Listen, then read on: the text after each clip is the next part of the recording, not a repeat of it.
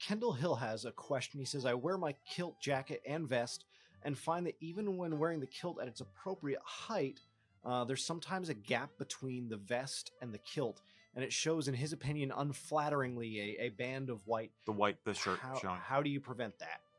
Get a longer vest. Sounds like the vest is too short. And or wear your kilt higher.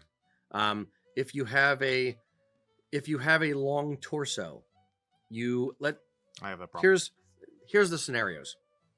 What he's talking about is having the vest is too short. It doesn't come down, doesn't meet the top of the kilt, so he ends up with a white band around his belly. That means one of a few things. One, the kilt is worn too low. Two, the vest is worn too high, or it's too short for his torso size.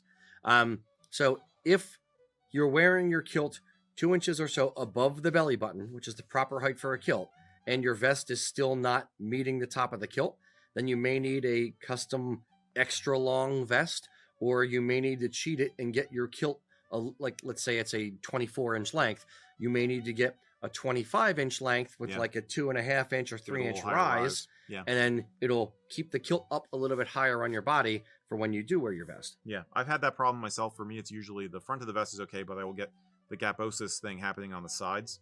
It can be a little tricky if you're not a standard, proportion person. But yeah, it's basically you may want to consider a longer vest. Assess for sure if the kilt is riding where you want it to ride. Double check your measurements, especially if it's an older kilt, perhaps, and your body has changed one way or the other, larger or smaller. Slipping down a little bit slipping down in the course of a day. I will go so far as to say if you send a photograph or two to sales at USA Kilts, we can give you a bellwether.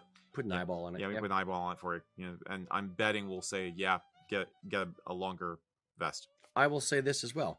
If you find that your kilt is actually slipping down a little bit, and that's the problem, and let's say you're wearing it with a Prince Charlie jacket and vest, which is a slightly shorter vest. Yeah. You can wear a pair of suspenders on your kilt and wear it underneath your vest. No one will know the suspenders there if it's underneath your vest, and that will help keep it up a little bit. Yeah. Yeah, I was thinking of that. I wasn't vocalizing it, but that was another.